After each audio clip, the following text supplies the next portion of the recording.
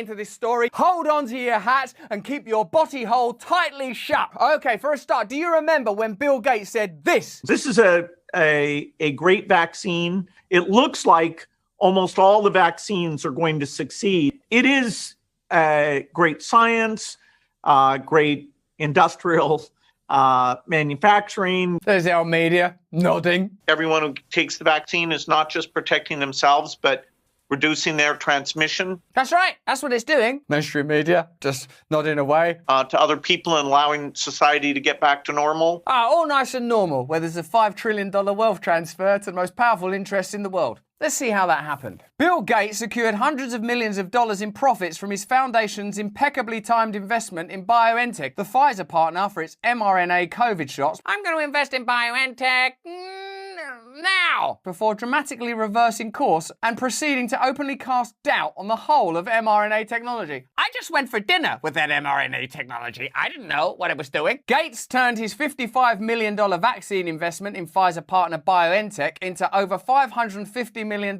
in just under 2 years. But before you get cynical, think of the amount of help that he's going to be able to give people. The Gates Foundation banked roughly $260 million in cash from the stocks, with $242 million being untaxed profit, given that the money was invested through the foundation. That doesn't account for the additional 2 million shares that the Gates Foundation sold prior to that from its original pre-IPO equity investment. In the Q3 2021 sale, the Gates Foundation secured a return of over 15 times more than its initial investment. Over the next quarter, Gates unloaded over 1.4 million shares of CureVac, banking an estimated $50 million.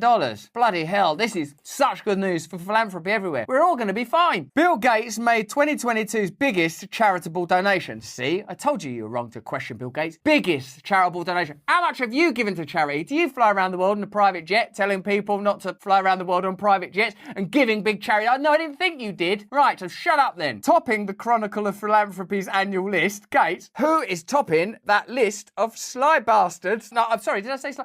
Philanthropy list. Who's topping that philanthropy list? Topping the Chronicle of Philanthropy's annual list, Gates gave $5 billion to the Bill and Melinda Gates Foundation to back the grant makers' work in global health development, policy and advocacy, and US education. So let's put aside our cynicism, because he's made the biggest charitable donation in the world, $5 billion, and he's given that to the Bill and Melinda Gates Foundation. Wait a minute.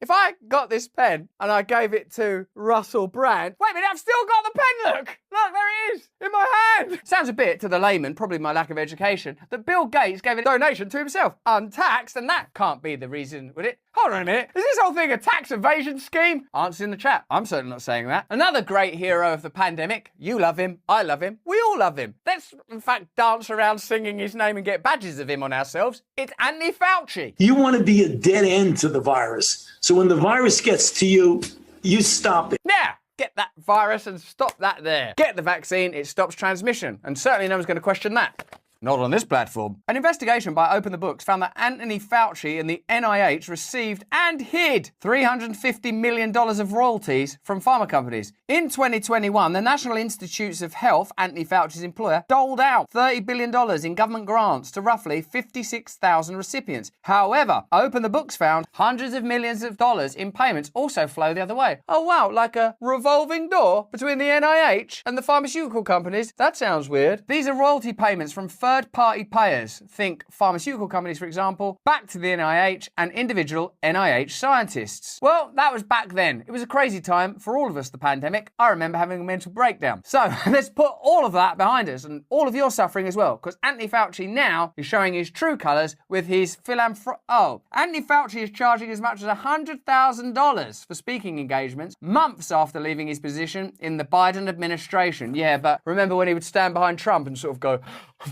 that's a real hero.